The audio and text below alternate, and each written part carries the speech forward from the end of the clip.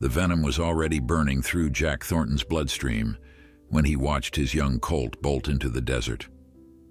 5 miles of scorching wasteland stood between the panicked foal and the only help that could save a dying man.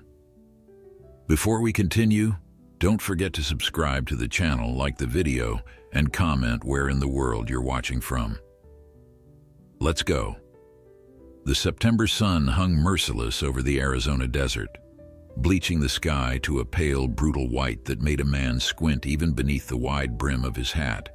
Jack Thornton had been riding fence lines since dawn, checking for breaks and weak posts along the eastern boundary of the Double T Ranch, the spread his grandfather had carved from this unforgiving land 60 years before.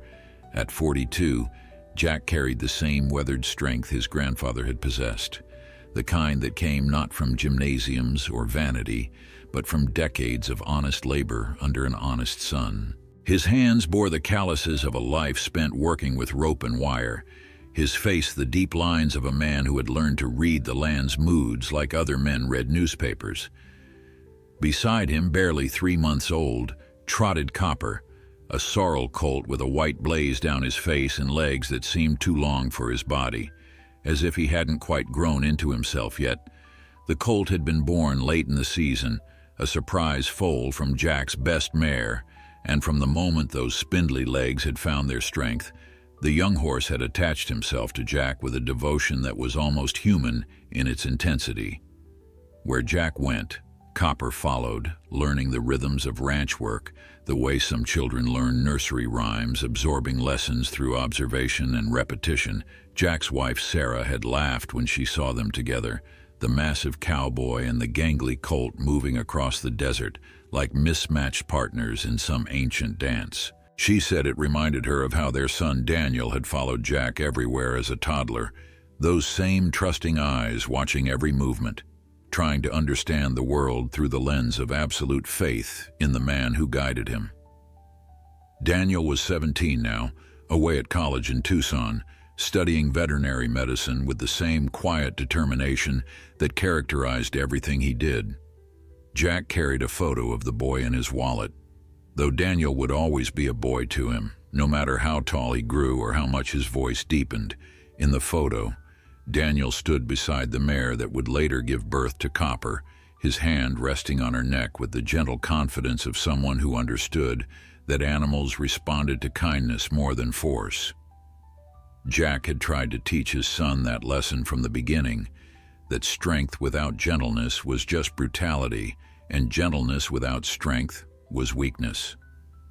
The balance between the two, that was what made a man worth knowing. The fence line stretched endlessly before him, barbed wire strung between weathered posts that marked the boundary between his land and the open desert beyond. This was harsh country, beautiful in its starkness, but deadly to those who didn't respect its power. Jack had learned that lesson early, watching his father struggle through drought years and cattle die-offs, seeing strong men broken by the land's indifference to human ambition. But he had also learned that the desert rewarded those who worked with it rather than against it, who understood that survival here meant accepting the terms the land offered rather than trying to impose your own. Copper nickered softly, drawing Jack's attention to a break in the wire about 20 yards ahead. He dismounted from his gelding, Buck, a 14-year-old bay who had carried him through countless miles of desert patrol, and pulled his wire cutters from the saddlebag. The colt stayed close, his nose occasionally bumping against Jack's shoulder as if to reassure himself that his human was still there. Jack smiled despite the heat and the tedious nature of fence repair.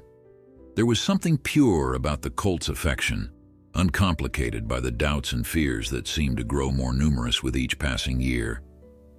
He had turned 42 last month, a milestone that Sarah had marked with a quiet dinner and a new pair of work gloves, the kind of practical gift that showed she understood him better than anyone else ever could. They had been married 20 years, most of them good, all of them honest. She had stood beside him through the lean years when the ranch barely turned a profit, through the loss of his father to cancer, through the slow, painful process of Daniel growing up and preparing to leave. She never complained about the life they lived, the isolation of the ranch, the constant financial uncertainty that came with depending on cattle prices and rainfall. Instead, she had made their small ranch house into a home, filled it with books and music, and the kind of warmth that had nothing to do with the temperature outside.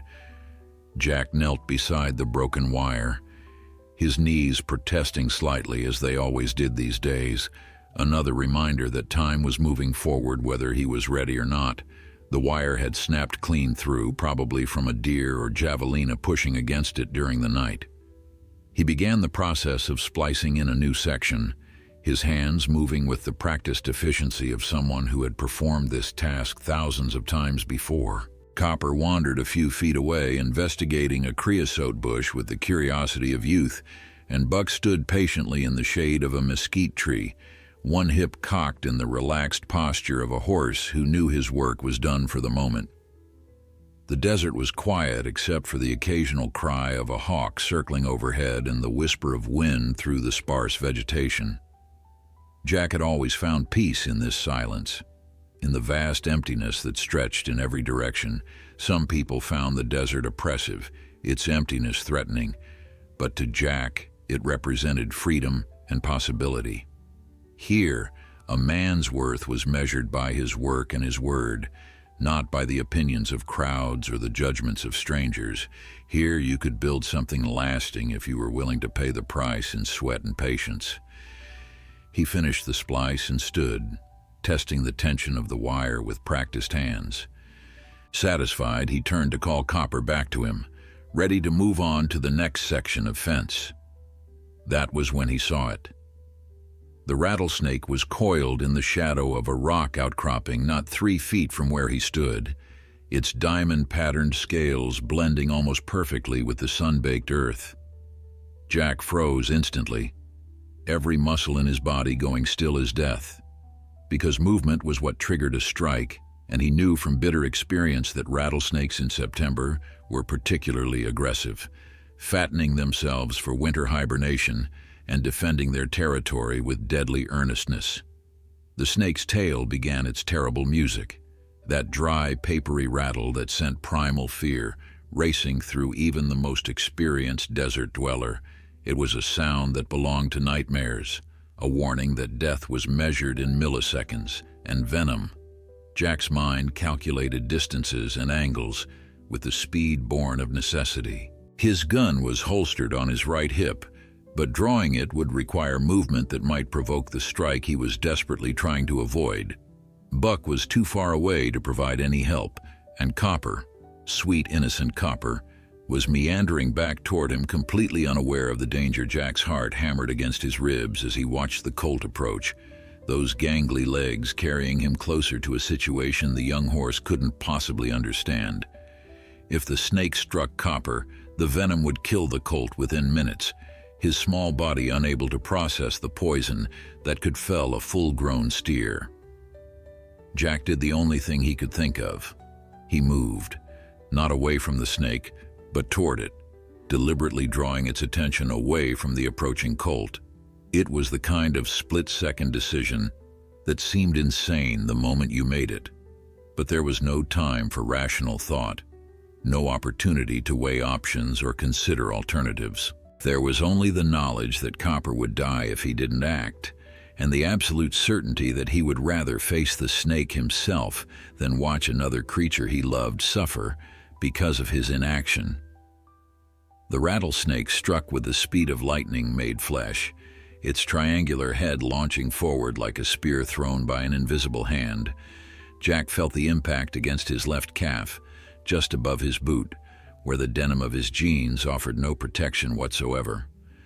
The fangs sank deep, pumping venom into his leg with mechanical efficiency, and then the snake was recoiling, preparing for a second strike if necessary. But Jack was already moving, stumbling backward with a shout that was half pain and half warning, his hand finally finding his gun and firing 2 shots that sent the rattlesnake into spasming death throes.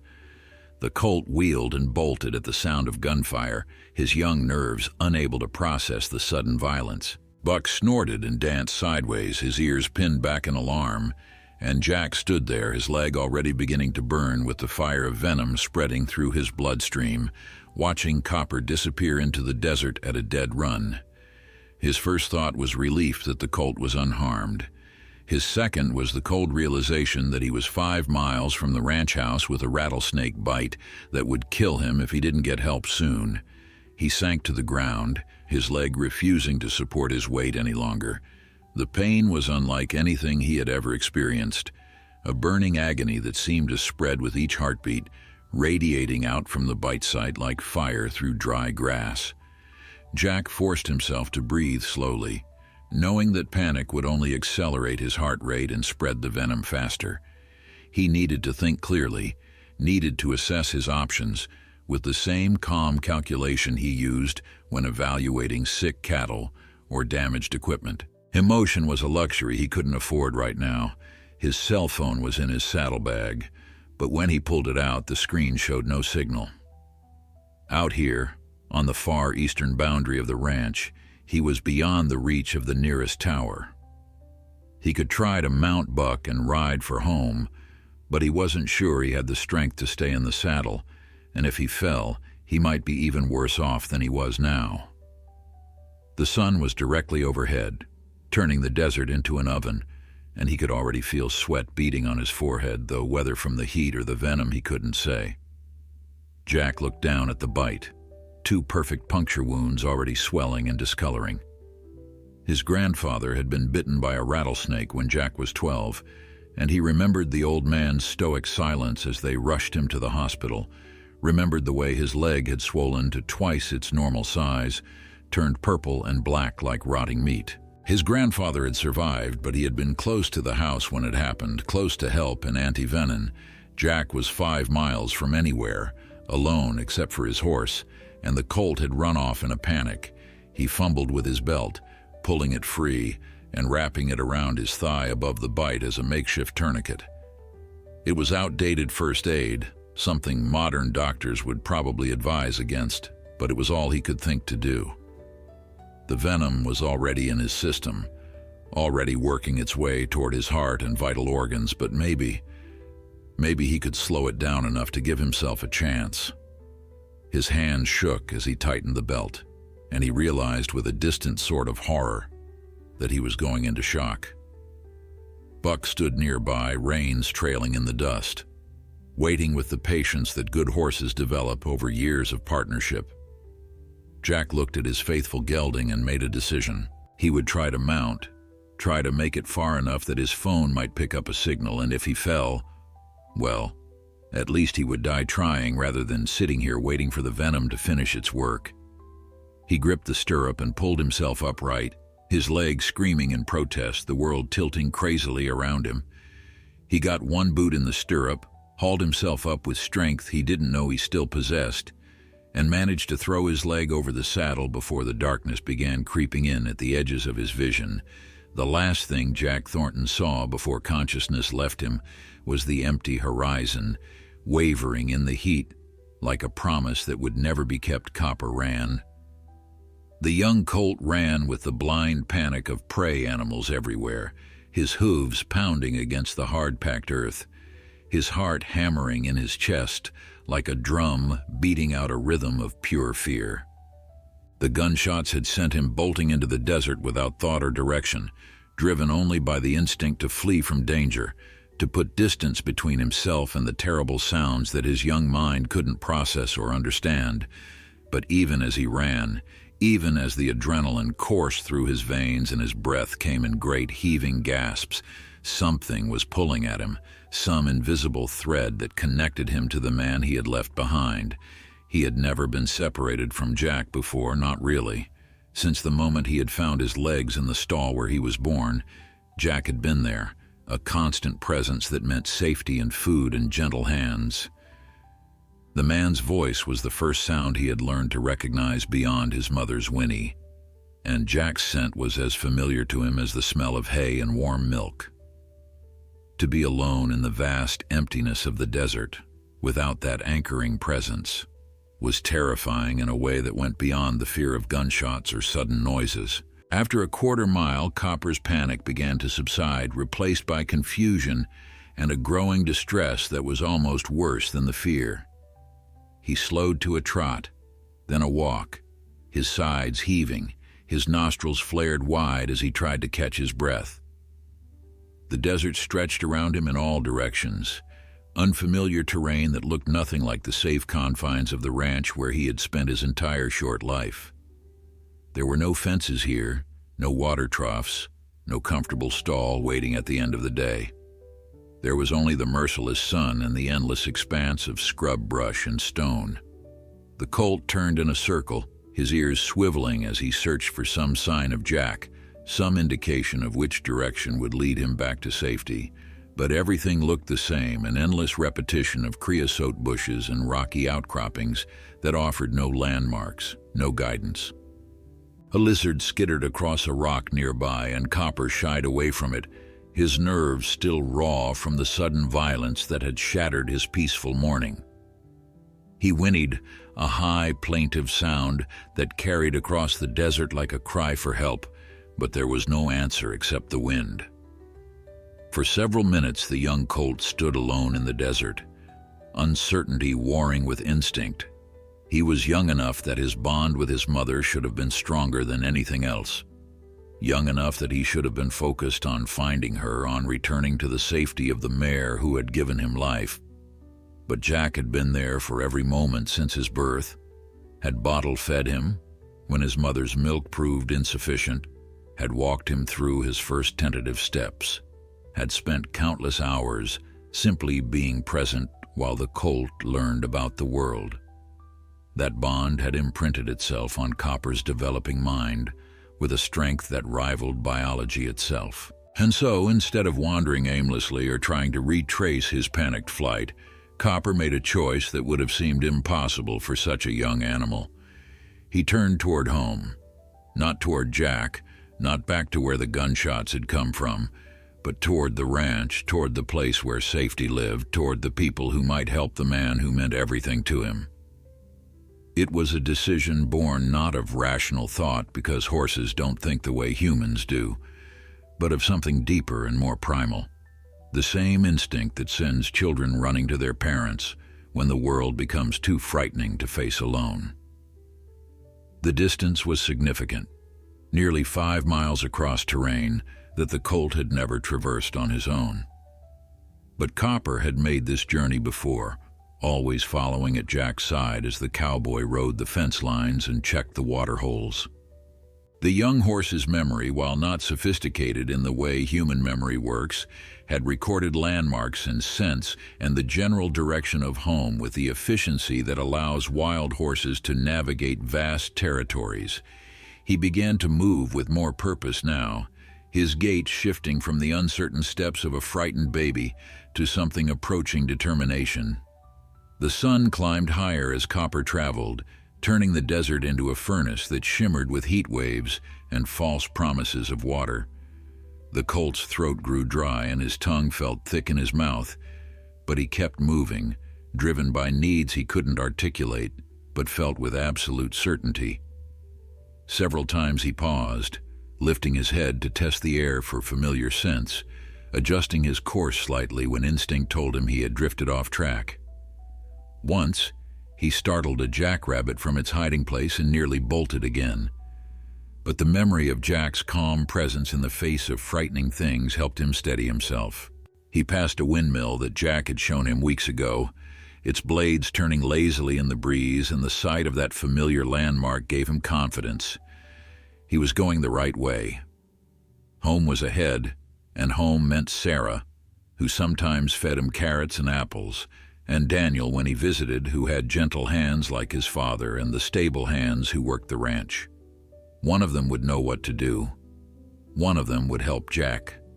The Colt's legs, still growing and strengthening, began to ache from the unaccustomed distance foals were built for short bursts of speed to escape predators, not for the kind of endurance running that Copper was attempting. But he pressed on, his breathing labored, his muscles burning with fatigue. The ranch couldn't be much farther now.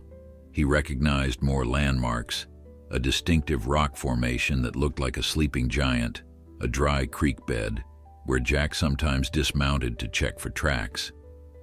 As he crested a low rise, Copper saw it in the distance, the cluster of buildings that meant home and safety. The ranch house with its covered porch, the barn where his mother waited in her stall, the corrals where other horses stood in the shade of the ramada. The sight gave him a final burst of energy, and he broke into a gallop despite his exhaustion, his hooves drumming against the earth like a heartbeat racing toward salvation. He could see figures moving near the barn, small at this distance but growing larger as he approached, and he found his voice again, whinnying with all the urgency his young lungs could muster. Sarah Thornton was hanging laundry on the line behind the house when she heard the sound, a desperate cry that made her drop the shirt she was holding and turn toward the desert. What she saw made her blood run cold. Copper, alone and lathered with sweat, galloping toward the ranch as if demons were chasing him, and no sign anywhere of Jack or Buck. She ran toward the approaching Colt, her heart pounding with a fear that only those who love deeply can truly understand. In 20 years of marriage to a rancher, she had learned to read danger in the smallest signs. A horse returning without its rider, unexpected weather patterns, the distant howl of coyotes near the livestock. But this was different. This was her husband's young Colt, the animal that never left Jack's side, running home alone in the middle of the day when they should have been together checking the eastern fence line. Something terrible had happened. She knew it with the certainty that came from 2 decades of partnership with a man who was predictable in his routines, careful in his work, and utterly devoted to the animals in his care. Copper reached the yard and slid to a stop near Sarah, his sides heaving, his coat dark with sweat and flecked with foam. He circled her anxiously, whinnying and tossing his head, and Sarah recognized the behavior immediately. She had seen it before in horses trying to lead people to injured riders, in dogs attempting to bring help to their wounded masters. The Colt was trying to communicate something he lacked the language to express, trying to make her understand that Jack needed help. She grabbed Copper's halter, trying to calm him, even as her own panic threatened to overwhelm her. "Where is he?" she whispered, her voice shaking. "Where's Jack, baby? Where did you leave him?" The Colt pulled against her grip, trying to turn back toward the desert, and Sarah understood with a clarity that cut through her fear like a knife. Copper wanted her to follow him. The young horse had run 5 miles to bring help, and now he was ready to lead them back. Sarah's mind raced through possibilities, each one worse than the last. Jack could have been thrown from his horse, could have broken bones or suffered a head injury. He could have encountered a mountain lion or been caught in a flash flood in one of the dry washes that crisscrossed the property. Or, and this thought made her stomach clench with dread, he could have been bitten by a rattlesnake. September was prime snake season, when the reptiles were most active and most aggressive, and she knew Jack was careful, but not invincible. No one who worked this land could claim to be truly safe from its dangers. She ran to the barn, shouting for Miguel Rodriguez, their ranch foreman who had worked the Double T for 15 years and knew the property almost as well as Jack did. Miguel emerged from the tack room, his weathered face creasing with concern as he took in Sarah's expression and the exhausted Colt beside her. "Something's happened to Jack," Sarah said, her words tumbling out in a rush. Copper came back alone. "We need to find him now." Miguel's face went pale, but his voice remained steady, the calm of a man who had faced crisis before and knew that panic served no purpose. "I'll saddle the horses and get the first aid kit. You call Doc Henderson and tell him we might need him. Then call the sheriff's office and let them know we've got a missing rider." Sarah ran to the house, her hands shaking as she dialed the doctor's number. Dr. Robert Henderson had been caring for the people of this county for 30 years, had delivered Daniel, and had seen the Thornton family through illnesses and injuries too numerous to count. He answered on the second ring, and Sarah forced herself to speak clearly, despite the terror constricting her throat. "It's Jack. He's somewhere out on the east fence line, and something's wrong. His Colt came back without him. "I think it might be a snake bite." The doctor's response was immediate and professional. "I'm heading out now. If you find him before I get there, call me. If it is a snake bite, keep him still and calm. Don't try to suck out the venom or cut the wound, just get him stable and get him here as fast as you can." The sheriff's office was equally responsive, promising to send deputies to help with the search. But Sarah knew that by the time law enforcement arrived from town, precious minutes would have been lost, minutes that could mean the difference between life and death if Jack was seriously injured. She grabbed the emergency medical kit they kept for ranch accidents, threw in extra water bottles and blankets, and ran back to the barn where Miguel had 3 horses saddled and ready. One for him, one for Sarah, and Buck's usual companion mare to help track the gelding scent if needed.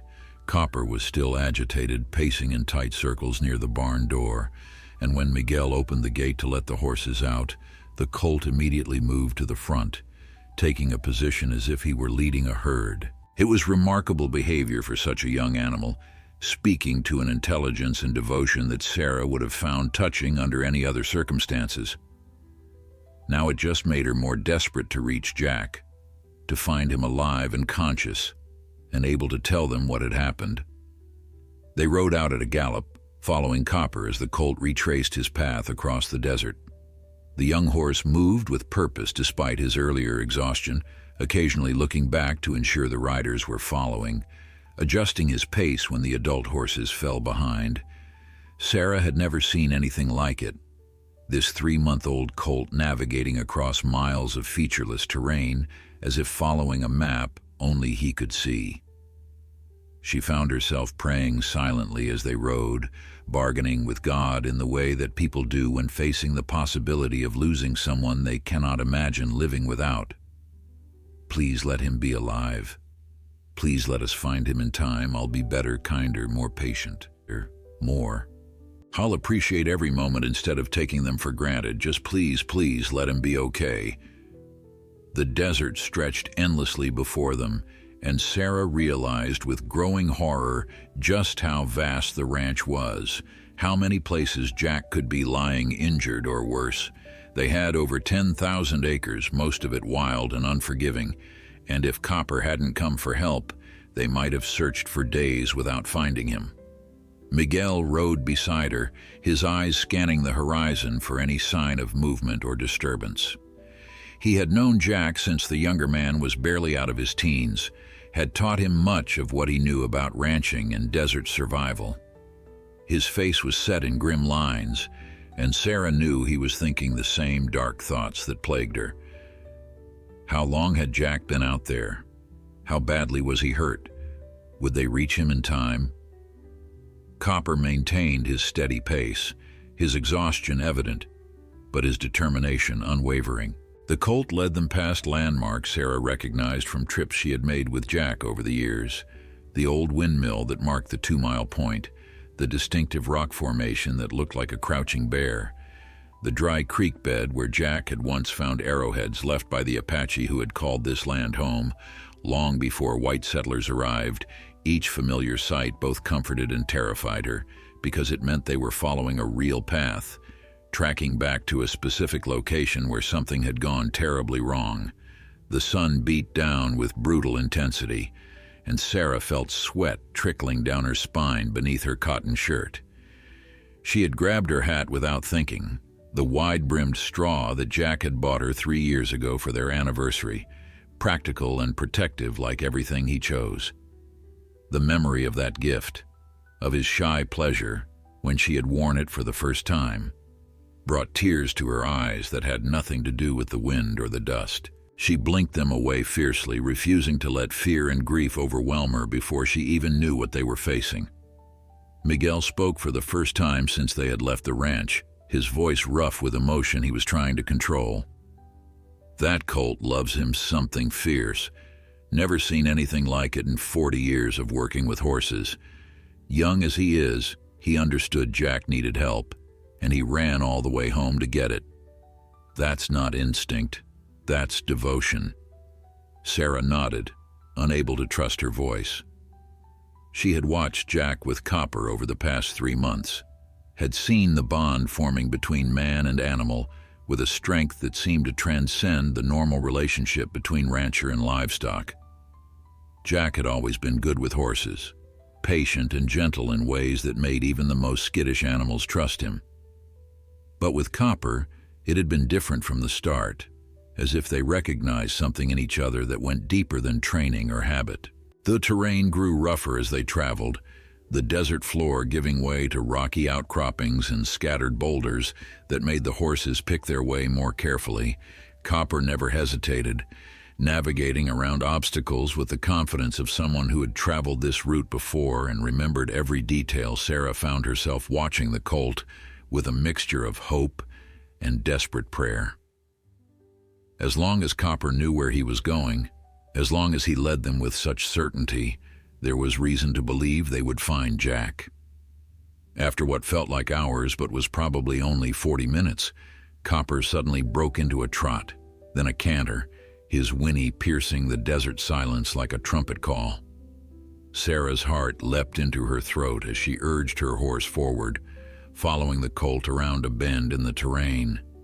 And then she saw them. Buck stood in the shade of a mesquite tree, still saddled, his reins trailing in the dust. And slumped in the saddle, barely upright, was Jack. Sarah was off her horse before it had fully stopped, running toward her husband with a cry that was half his name and half a prayer of thanksgiving that he was alive. But as she got closer, her relief transformed into fresh terror. Jack's face was ashen, his skin clammy with sweat that had nothing to do with the heat. His left leg was grotesquely swollen, the denim of his jeans stretched tight over flesh that had ballooned to nearly twice its normal size.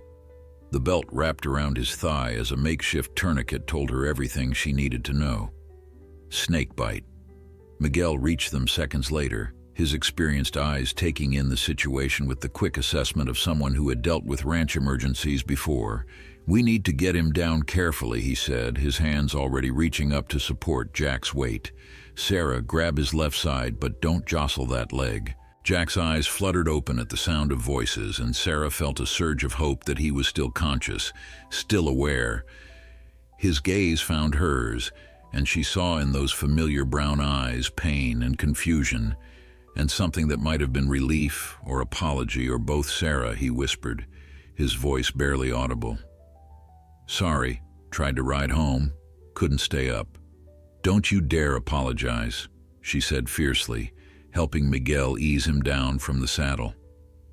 "We're here now. We're going to get you to Dr. Henderson. You're going to be fine." But even as she spoke the words, she could see how bad it was.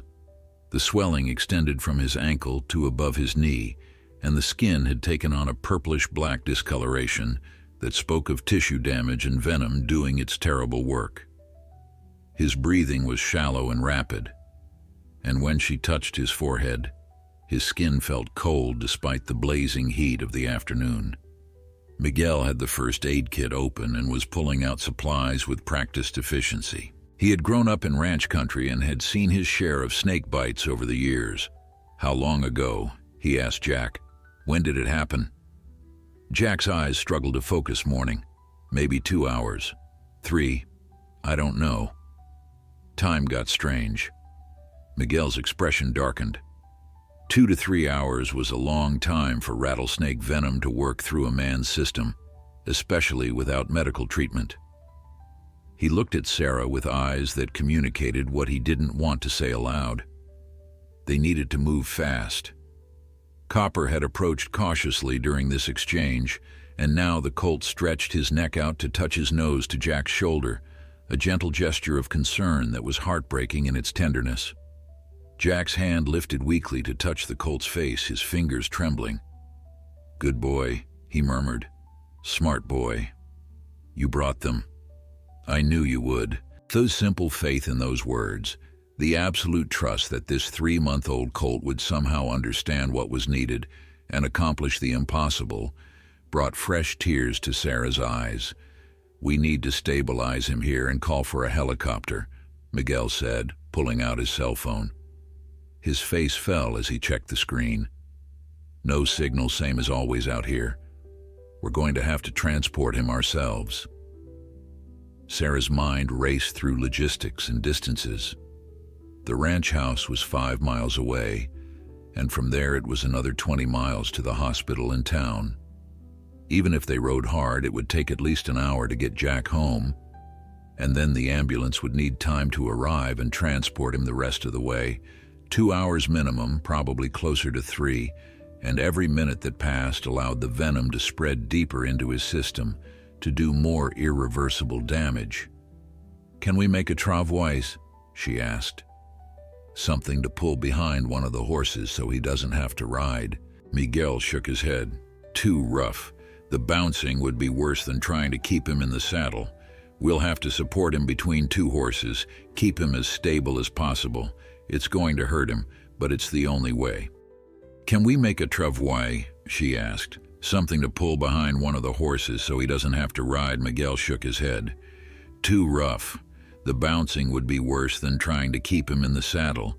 We'll have to support him between 2 horses, keep him as stable as possible. It's going to hurt him, but it's the only way." They worked quickly, Miguel's experience and Sarah's determination combining to create a makeshift transport system. They positioned Buck and Sarah's mare side by side, close enough that Jack could be supported between them. Miguel fashioned a rope harness that would hold Jack upright, distributing his weight across both horses, while Sarah cushioned the arrangement with blankets from their emergency kit. Every movement caused Jack to grimace with pain, though he tried to suppress any sounds of distress. Sarah recognized that stubborn stoicism, the cowboy's ingrained reluctance to show weakness even when suffering, and it made her want to both shake him and hold him close. "Easy now," Miguel murmured as they lifted Jack into position. "We've got you, boss. Just stay with us." Jack's head lolled against Sarah's shoulder as she mounted her mare, and she wrapped one arm around him to keep him stable, while maintaining her grip on the reins with the other. The position was awkward and would be exhausting to maintain over 5 miles of desert terrain, but she would have carried him on her back if necessary. Miguel took Buck's reins, leading the gelding while also managing his own horse, and they began the slow, careful journey back toward the ranch. Copper took up a position slightly ahead of them as if he were still leading the rescue party, and Sarah noticed that the Colt's pace matched theirs exactly, adjusting when they needed to slow down for rough terrain, maintaining steady forward progress when the ground allowed. The young horse kept looking back, checking on Jack with an attentiveness that would have seemed almost human if Sarah had been in any state to appreciate the wonder of it. Right now, all she could focus on was the man in her arms, his breathing growing more labored with each passing minute, his skin taking on a gray pallor that terrified her. Jack drifted in and out of consciousness during the ride, sometimes mumbling words Sarah couldn't quite make out, other times falling into an ominous silence that was somehow worse than the delirium. She talked to him constantly, refusing to let him slip away into whatever darkness the venom was pulling him toward. "Stay with me," she said over and over, her voice fierce with love and determination. "You don't get to leave me, Jack Thornton. We have plans. Daniel's coming home for Thanksgiving. We're supposed to fix the roof on the barn. You promised to teach me how to rope properly. You can't leave." She talked about everything and nothing, memories of their 20 years together spilling out in a desperate attempt to keep him anchored to this world. She reminded him of their wedding day, a simple ceremony in the small church in town with wildflowers and borrowed decorations, how he had been so nervous he nearly dropped the ring. She talked about the night Daniel was born, how Jack had paced the hospital waiting room for 12 hours before the doctor finally let him in to meet his son, and the way his hands had trembled when he held that tiny bundle for the first time. She described the morning they had bought this ranch, how they had stood on the porch at sunrise and watched the light spread across land that belonged to them, filled with hope and ambition and the certainty that they could build something lasting together. Miguel rode in grim silence, his eyes constantly scanning ahead for the smoothest path. guiding the horses around obstacles that might jostle Jack and cause more pain or distress. He had known the Thornton family since Jack was barely out of his teens, had worked alongside Jack's father before the old man passed, and had watched this ranch grow from a struggling operation into something prosperous and proud. The thought of losing Jack now, to something as random and senseless as a snake bite, was more than he could bear to contemplate. The sun had passed its zenith and was beginning its long descent toward evening when they finally caught sight of the ranch buildings in the distance. Sarah felt a surge of hope so powerful it was almost painful. They had made it. They had crossed 5 miles of desert with an injured man, and they were almost home. She could see vehicles gathered in the yard, the sheriff's SUV, and what looked like Dr. Henderson's truck, and she sent up a silent prayer of gratitude that help was waiting. Jack stirred in her arms, his eyes opening to narrow slits. "Did we make it?" he whispered. "Are we home?" "Almost there," she told him, her voice breaking despite her efforts to stay strong. "Just hold on a little longer, baby. The doctor's waiting. Everything's going to be okay." But even as she spoke the reassuring words, she could feel how weak he had become, how the venom had ravaged his body during the hours since the bite. His leg was enormously swollen now. The skin stretched so tight it looked like it might split, and she could see red streaks running up toward his thigh that she knew meant infection was setting in along with the venom's damage. Copper broke into a trot as they neared the ranch, and his whinny seemed to alert those waiting in the yard. Sarah could see people running toward them, Dr. Henderson with his medical bag, the sheriff and his deputies, and she felt Miguel urging the horses faster despite the risk of jostling Jack. Every second mattered now.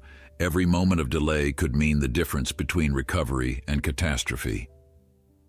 They reached the yard in a controlled rush of motion, hands reaching up to help ease Jack down from his precarious perch between the horses. Dr. Henderson was there immediately, his experienced fingers checking Jack's pulse, examining the swollen leg with gentle efficiency while firing questions at Sarah and Miguel. When did it happen? How long between the bite and finding him? Has he been conscious? Any vomiting or difficulty breathing? Sarah answered as best she could, her voice sounding distant and strange to her own ears as if she were hearing herself speak from underwater. The doctor's face was grave as he completed his initial examination. "We need to get him to the hospital now. I've called ahead, and they're preparing antivenin, but his vital signs are concerning." The sheriff's deputies had already positioned their vehicle for transport, and within minutes they had Jack loaded into the back, with Dr. Henderson monitoring him. While Sarah climbed in beside them, Miguel would follow with the ranch truck, and the horses would be cared for by the hands who had gathered in worried clusters around the yard. As the vehicle pulled away, Sarah looked back through the rear window and saw Copper standing alone in the yard, his head high, his eyes following the departing truck. The young Colt had run 5 miles to bring help, had led them back across the desert to find Jack, and had stayed close throughout the desperate journey home. The hospital in town was a modest facility, serving a rural county where medical emergencies often involved ranch accidents, vehicle collisions on lonely highways, and the occasional encounter with the desert's more dangerous inhabitants. The staff was experienced with snake bites, treating several cases each year. But when Dr. Henderson called ahead with Jack's condition, Sarah could hear the urgency in his voice that suggested this was worse than routine. The venom had been working through Jack's system for close to 4 hours by the time they reached the emergency room. 4 hours during which the toxins had spread through his bloodstream, attacking tissue and organs with methodical efficiency. They wheeled him through double doors that Sarah couldn't follow beyond, leaving her standing in the waiting room with hands that still trembled from holding him during that endless ride home. A nurse with kind eyes led her to a small consultation room and brought coffee she couldn't drink, asked questions she struggled to answer, insurance information, medical history, emergency contacts. The bureaucracy of crisis felt surreal, as if paperwork and forms could somehow influence whether her husband lived or died. Miguel arrived 20 minutes later, his weathered face showing every one of his 60 years as he settled into the chair beside Sarah. He smelled of horses and desert dust, and Sarah found the familiar scent strangely comforting. "One of the hands is watching the Colt," he said quietly. "Little guy wouldn't eat. Just kept staring at the gate like he's waiting for Jack to come home." Sarah nodded, unable to speak past the lump in her throat. She kept seeing Copper's face as the truck pulled away. That look of confusion and concern that seemed far too knowing for such a young animal. The waiting was agonizing. Minutes stretched into hours while the afternoon faded into evening, and still no one came to tell them anything. Sarah tried to pray, tried to focus on positive thoughts, but her mind kept circling back to the worst possibilities. Rattlesnake venom could cause kidney failure, respiratory collapse, massive tissue necrosis that might require amputation. She had grown up in ranch country and had heard the stories, knew that even with modern medicine and anti-venom, the outcome was never guaranteed. It was nearly 8 o'clock when Dr. Henderson finally emerged from the treatment area, his face exhausted but carefully neutral. Sarah stood so quickly she nearly knocked over her chair, her heart pounding as she searched his expression for clues about what he was going to say. Miguel rose more slowly, his hand finding Sarah's shoulder in silent support.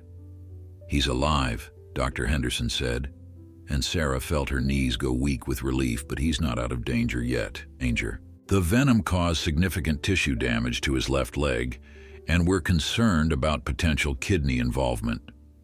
We've administered anti-venom and are monitoring his organ function closely, but the next 24 hours will be critical. "Can I see him?" Sarah asked, her voice barely above a whisper.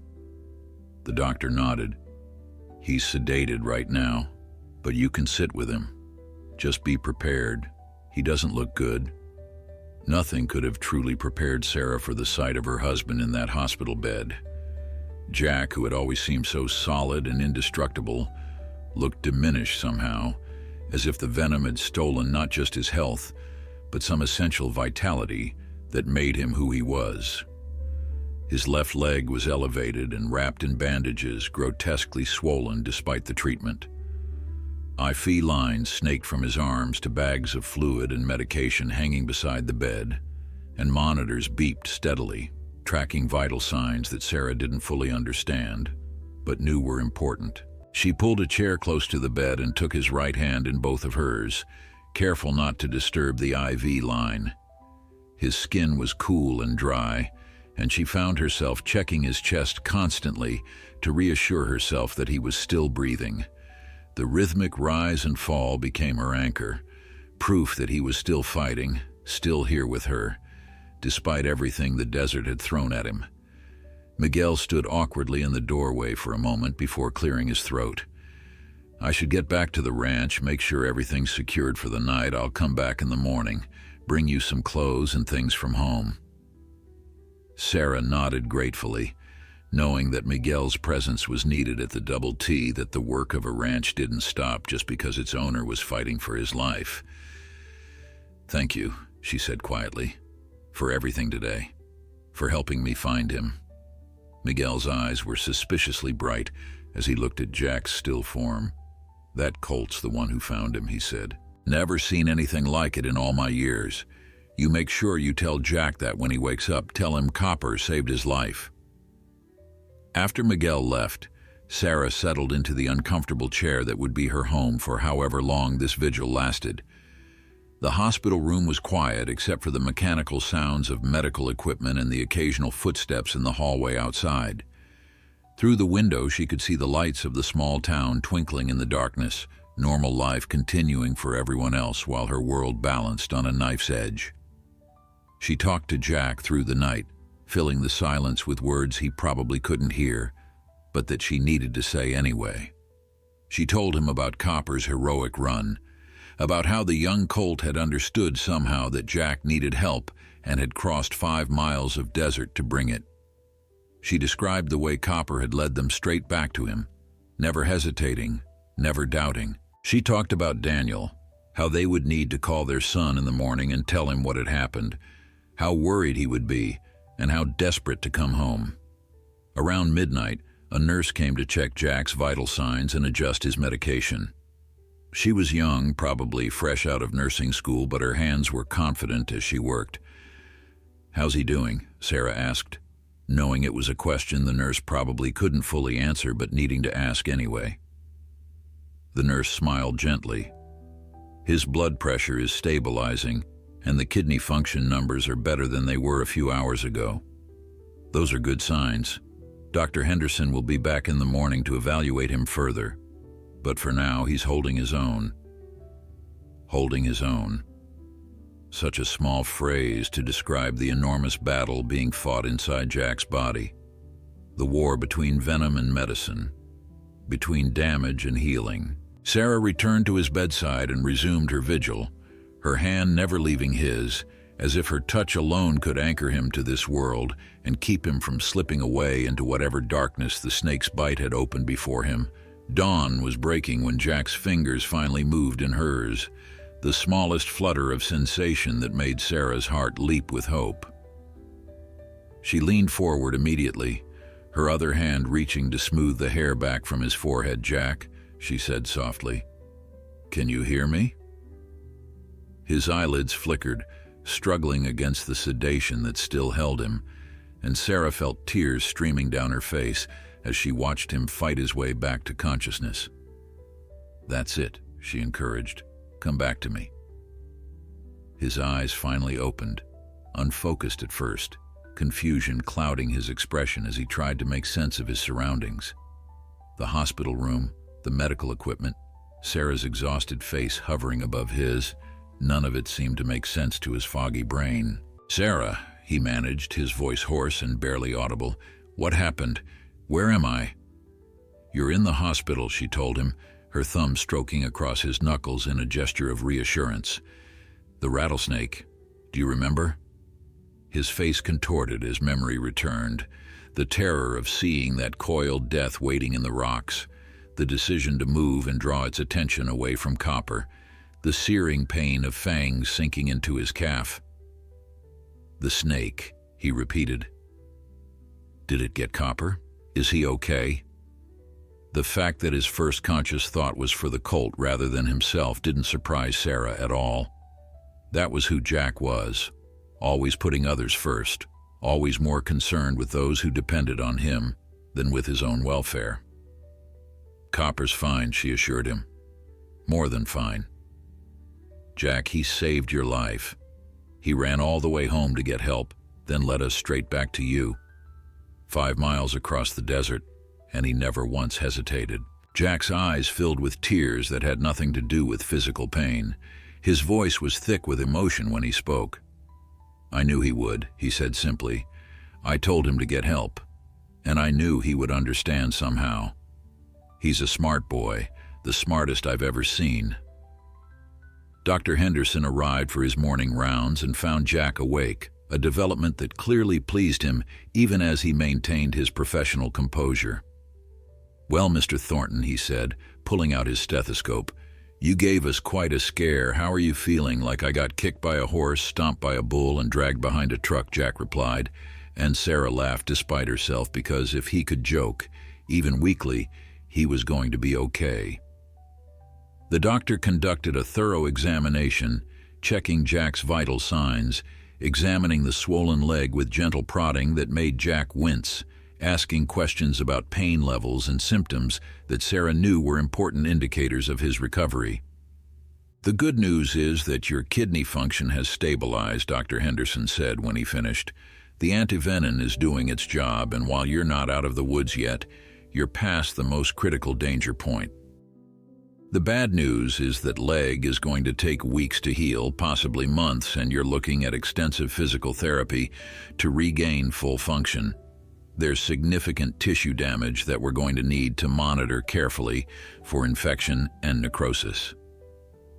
Jack nodded, accepting the prognosis with the same stoicism he brought to all of life's challenges. "Will I be able to work the ranch again?" he asked. "Eventually, "Yes," the doctor replied. "But you're going to need patience, Mr. Thornton. This isn't an injury you can just tough your way through. You'll need to follow the treatment protocol precisely, and that means rest, elevation, wound care, and no putting weight on that leg for at least a month." A month felt like an eternity to a man who had worked every day of his adult life, who measured his worth in tasks completed and responsibilities met. But Jack had faced challenges before, and he would face this one the same way, with determination and the support of the people who loved him. Sarah saw the acceptance settle over his features, watched him make the mental adjustment from active rancher to patient requiring care, and she loved him even more for the grace with which he accepted what couldn't be changed. They kept him in the hospital for 3 more days, monitoring his recovery and adjusting his medications as needed.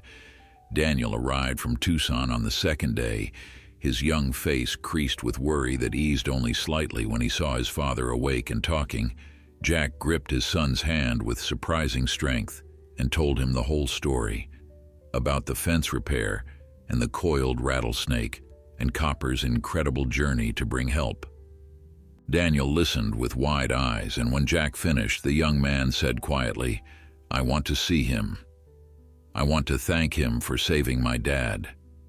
Miguel brought updates from the ranch each morning, reporting on cattle and horses and the 100 small details that kept an operation like the Double T running.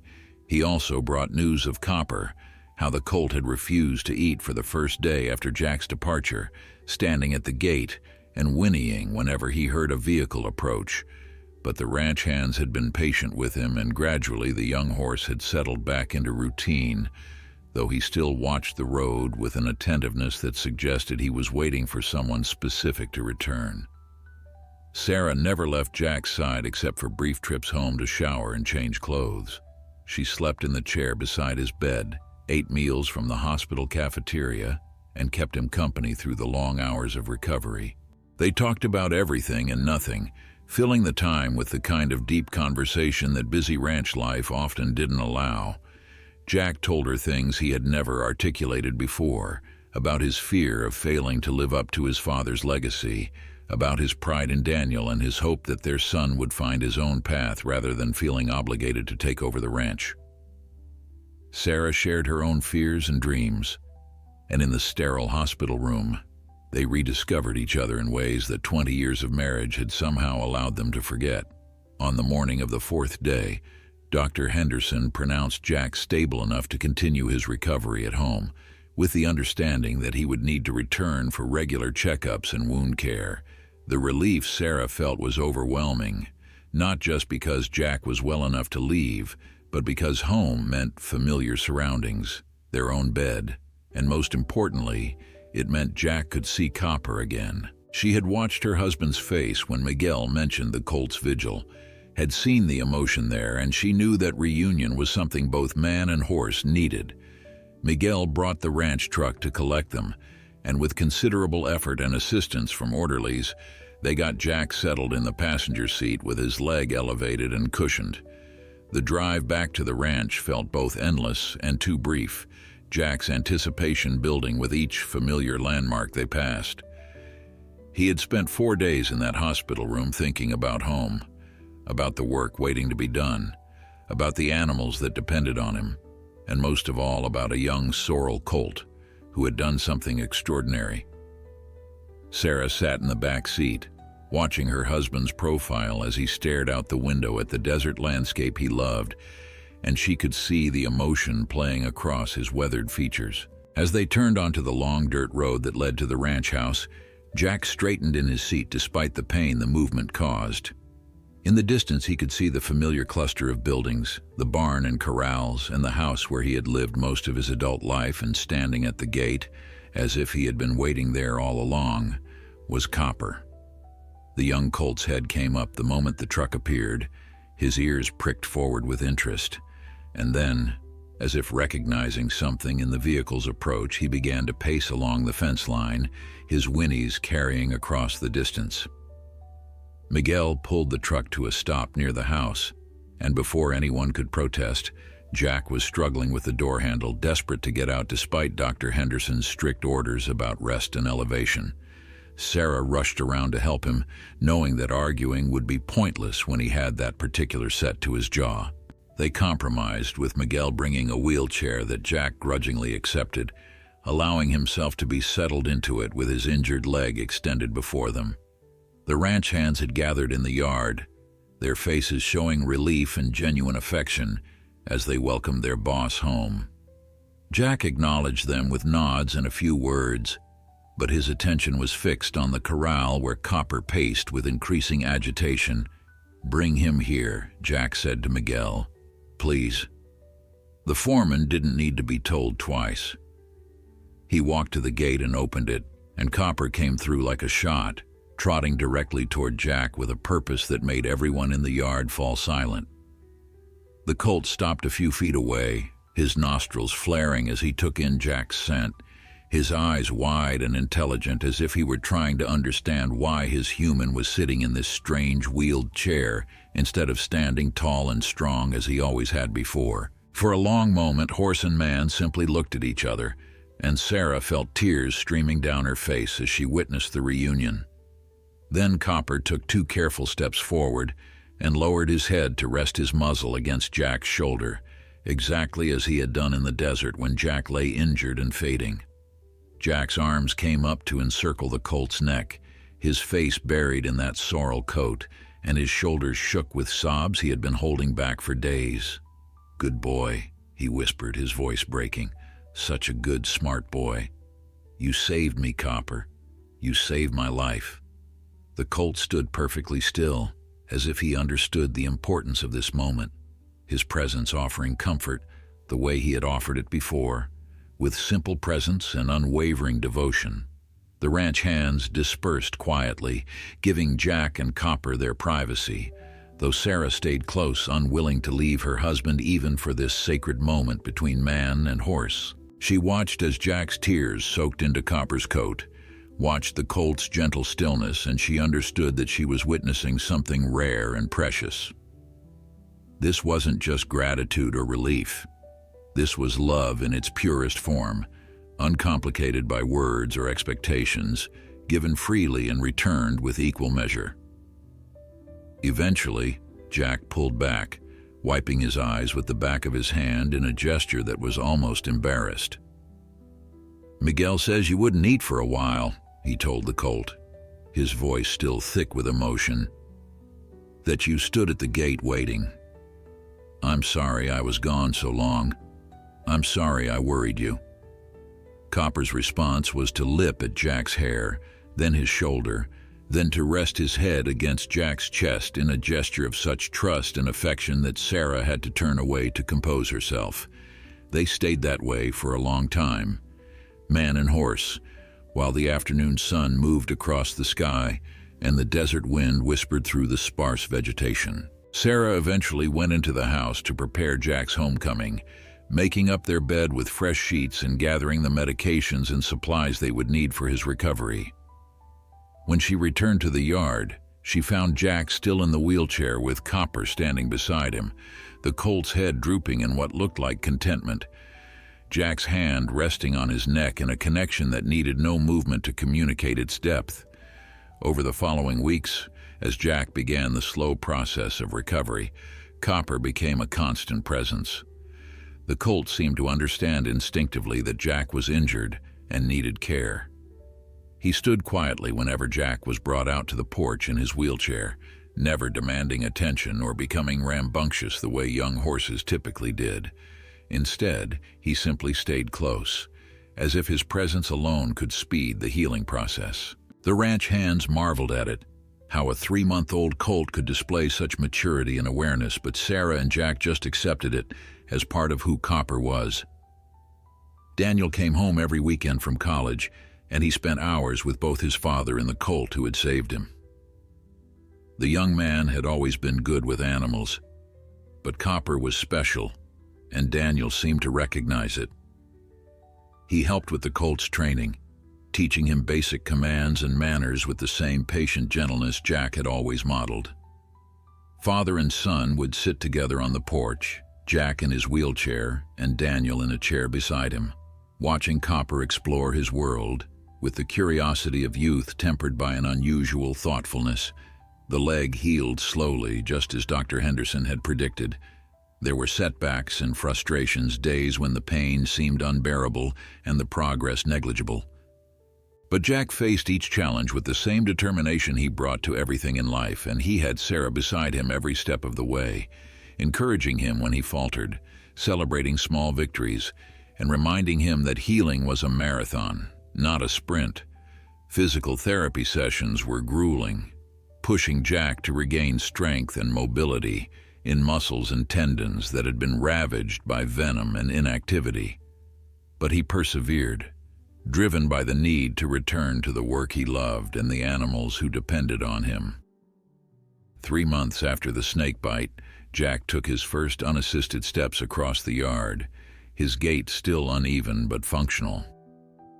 Copper was there, of course, walking beside him with the patience of a much older horse, matching his pace to Jack's halting progress. 6 months later, Jack was back in the saddle, though Sarah insisted he carry a satellite phone and never ride alone without telling someone exactly where he was going and when he expected to return. He agreed without argument because the experience had taught him that independence wasn't worth risking the people who loved him, and that accepting help wasn't weakness but wisdom.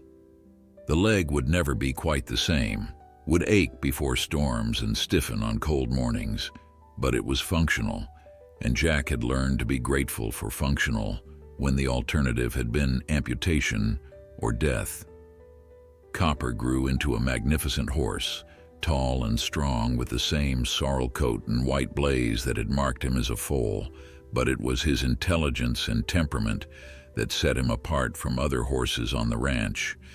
He seemed to possess an almost supernatural awareness of Jack's needs and moods, responding to the slightest signal, anticipating commands before they were given. The other ranch hands joked that Copper could read Jack's mind, but Sarah knew it was something deeper than that. It was the bond forged in crisis, strengthened by recovery and nurtured through daily interaction between a man and an animal who had saved each other's lives in different but equally important ways. Jack never rode any other horse if Copper was available. The connection between them had transcended the normal relationship between rancher and livestock, becoming something that approached partnership. When Jack worked cattle, Copper seemed to know instinctively which direction to move, which steer needed cutting from the herd. When they rode fence line together, the horse would stop at breaks in the wire before Jack even noticed them, as if he remembered that day when everything had changed and was determined to prevent any similar disasters. The story of Copper's 5-mile run became legend in the county, told and retold in feed stores and diners, growing slightly more dramatic with each telling but always maintaining its essential truth. A 3-month-old colt had understood that his human needed help, had run 5 miles across unfamiliar desert, and had led rescuers back to save a dying man. People drove out to the Double T Ranch just to see the horse who had done the impossible, and Jack accommodated them graciously, proud of Copper but also protective of him. Making sure the attention didn't overwhelm or distress the animal, Daniel graduated from veterinary school and chose to return to the ranch, bringing with him both professional knowledge and a deep appreciation for the bond between humans and animals that his father had modeled throughout his life. He and Jack worked side by side, father and son, building something that honored the past while looking toward the future. On weekends, Daniel would sometimes ride out with Jack, the two of them on horseback crossing land that 4 generations of Thorntons had called home. And they would talk about everything and nothing, enjoying the easy companionship that comes when people truly understand each other. Sarah watched her husband and son together, watched Copper move beneath Jack with the grace and power of a horse in his prime, and she felt grateful in ways that transcended words. The snake bite could have ended so differently. Jack could have died alone in that desert, or made it home only to succumb to the venom's effects. Instead, a young colt's devotion had given them all a second chance, had reminded them that life was precious and fragile and worth fighting for every single day. On the anniversary of the snake bite, Jack rode out to the spot where it had happened, the eastern fence line where he had been repairing wire on what should have been just another ordinary morning. Copper carried him there without guidance, as if he too remembered this place and understood its significance. Jack dismounted carefully, his legs still requiring caution on uneven ground, and stood looking at the rock outcropping where the rattlesnake had been coiled. The desert looked the same as it always did, harsh and beautiful, indifferent to human drama. But Jack no longer saw it as something to be conquered or endured. He saw it as what it was, a place of profound challenge that demanded respect and humility, that took without mercy, but also gave with unexpected generosity. The snake had nearly killed him, but it had also given him something precious, a deeper appreciation for every moment he had been given, every sunrise he witnessed, every conversation with Sarah, every ride with his son, every quiet moment with the horse who had saved his life. Copper nudged his shoulder gently, and Jack turned to run his hand down the horse's strong neck, marveling as he always did at how this magnificent animal had once been that gangly foal trotting beside him while he worked. "You gave me more time," Jack said quietly, knowing Copper couldn't understand the words, but hoping the emotion behind them would communicate what language could not: time with Sarah, time with Daniel, time to see you grow up and become this incredible horse. "I don't know if I'll ever be able to repay that gift, but I promise you I won't waste it." The horse's response was to rest his head against Jack's chest, just as he had done in the hospital yard, just as he had done countless times, since it was his way of saying that no repayment was necessary, that love given freely required no reciprocation beyond presence and care. Jack wrapped his arms around Copper's neck and stood there in the desert silence, man and horse united in a bond that transcended species and logic, connected by something that could only be called love. As the sun began its descent toward evening, painting the sky in brilliant shades of orange and gold, Jack mounted Copper and turned toward home. The ranch waited in the distance, a collection of buildings that represented family and legacy and everything worth preserving. Sarah would have dinner ready, and Daniel would probably stop by after his rounds at nearby ranches. Tomorrow would bring new challenges, new work, new opportunities to appreciate the life that had almost been taken from him. But tonight, as Jack rode across the desert with Copper beneath him, moving in the perfect harmony that comes from absolute trust and mutual devotion, he felt at peace. The snake had struck, the venom had done its terrible work, but love had proven stronger than death. A young colt's courage had bridged the gap between disaster and survival, and in doing so had taught everyone who witnessed it that the bonds we forge with other creatures, whether human or animal, are the things that ultimately save us all. The desert stretched endlessly in every direction, vast and challenging as always, but Jack Thornton rode toward home with his head high and his heart full, grateful for second chances and the extraordinary horse who had made them possible.